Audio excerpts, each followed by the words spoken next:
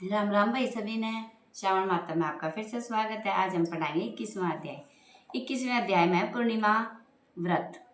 सनत कुमार ने भगवान शंकर से पूछा, हे प्रभु, आप अब मुझे पूर्णिमा व्रत की विधि बताने की कृपा करें। भगवान शिव जी बोले, हे तात, श्रावण शुक्ल पूर्णिमा को वेदोत्सर्जन उपाकर्म होता है या फिर पौ माह की पूर्णिमा को यह उपाकर्म किया जाता है। उत्सर्जन में पौ माह या महामाह की प्रतिपदा तिथि को या रोहिणी नक्षत्र बताया गया है। दूसरा समय अपनी अपनी शाखा के अनुसार उत्सर्जन या उपाकर्म दोनों ही एक समय में उत्तम कहे गए हैं। इसलिए श्रावण पूर्णिमा के दिन उत्सर्जन उचित है।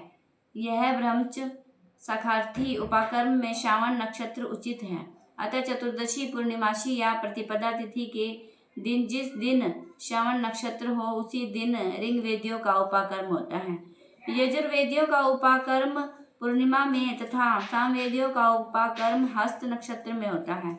उपाकर्म गुरु और शुक्रास्त्र नक्षत्र में भी हो सकता है।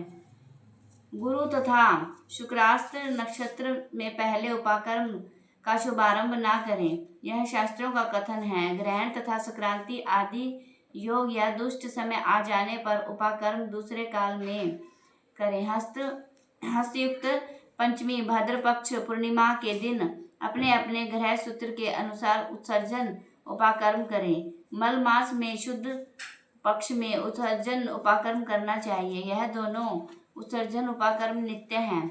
इनको प्रतिवर्ष नियम से करना पड़ता है।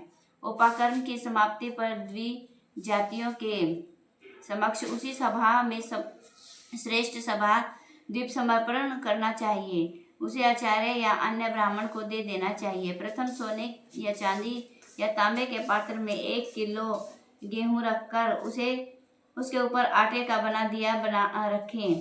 उसमें घी या तेल भरकर 3 बत्तियां जलानी चाहिए तथा पान सहित ब्राह्मण को दे देना चाहिए और दक्षिणा भी देनी चाहिए। ब्राह्मण का पूजन कर यह मंत्र बोले, यह श्रेष्ठ सभादीप दक्षिणा तथा पान सहित देवार्थ भेंट कर रहा हूँ।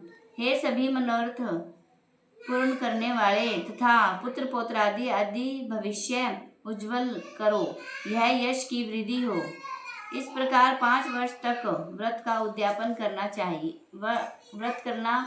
चाहिए और उद्यापन भी करना चाहिए। ब्राह्मण को यथाशक्ति दक्षिणा देकर विदा करना चाहिए। उसी रात को श्रावणी कर्म करना चाहिए। उसी के समीप सर्प बलि करनी चाहिए। यह दोनों कार्य अपने अपने ग्रह सूत्रों को देखकर करने चाहिए। इसी तिथि में भगवान ग्रहयु का अवतार हुआ है। उस दिन हैग्रीव जयंती महोत्सव भी मनाया जाता है। श्रावण मास की पूर्णिमा को श्रवण नक्षत्र में भगवान हैग्रीव का जन्म हुआ था। उसी समय संपूर्ण पाप नाशक सामदेव गाया गया है। इसलिए इस दिन सामदेव को सुनाना चाहिए और उसकी पूजा भी करनी चाहिए। वहाँ अपने बंधु बांधवों तथा मित्रों के साथ भोजन करना चाहिए और मनोविनोद के खेल खेलने चाहिए। हैग्रीव की पूजा करनी चाहिए। शुरू में प्रणव भोजन करना चाहिए। उसके बाद भगवती तथा धर्माय कहकर चतुर्थांतर आत्मविशोधन शब्द की योजना करनी चाहिए। अंत में नमः शब्द का उच्चारण करना चाहिए। यह 18 अक्षरों का मंत्र सब सिद्धियों को प्रदान करने वाला तथा वश्य मनोहर मोहन आदि प्रयोगों का एक ही साधक मंत्र है। इसका पुरुष चरण अक्षर संख्या के अनुसार 18,18,000 है, परंतु इसकी कलयुग में इससे चौगुना करना चाहिए।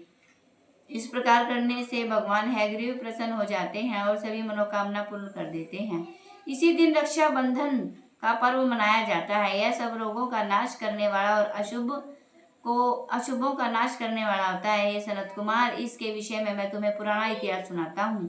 पहले इंद्राणी ने इंद्र की विजय के लिए इसे कहा था। पुराने समय में देव और असुरों के संग्राम छिड़ गया था जो 12 वर्ष तक चला।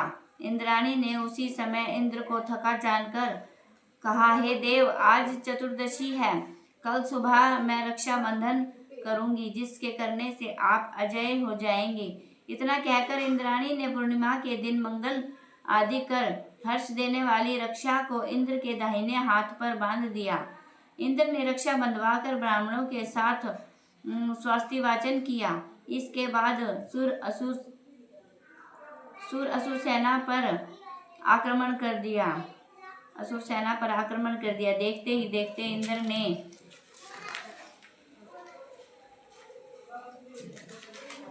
इंद्र ने बलशाली असुरों पर विजय प्राप्त कर ली। भगवान भोलेनाथ बोले, हे सनत कुमार, भगवान श्रावण मास की पूर्णिमा के दिन मनुष्य को प्रातः काल श्रुति स्मृति विधान द्वारा स्नान करना चाहिए। संध्या जप आदि करके पितृ देवता और ऋषि तर्पण करना चाहिए। सोने के पात्र में सुरक्षा बनाकर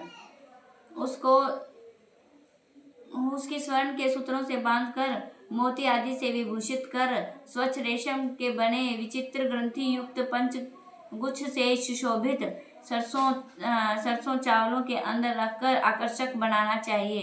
वहां कलश पर रखकर उसके ऊपर पूर्ण पात्र तथा रक्षा करनी चाहिए। सुंदर आसन पर सही संबंधियों सहित बैठकर मंगल गान करना चाहिए। इसके बाद येन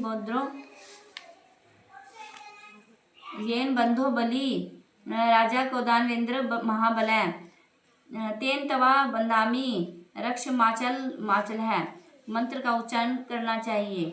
ब्राह्मण, क्षत्रिय, वैश्य, शूद्र तथा अन्य व्यक्तियों को पहले ब्राह्मणों को पूजा करके रक्षाबंधन करना चाहिए।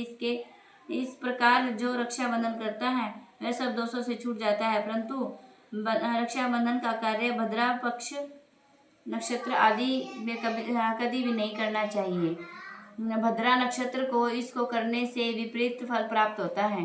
बोलो शंकर भगवान की जय। श्रावण मातम की जय हो। हर हर महादेव। जय शंकर।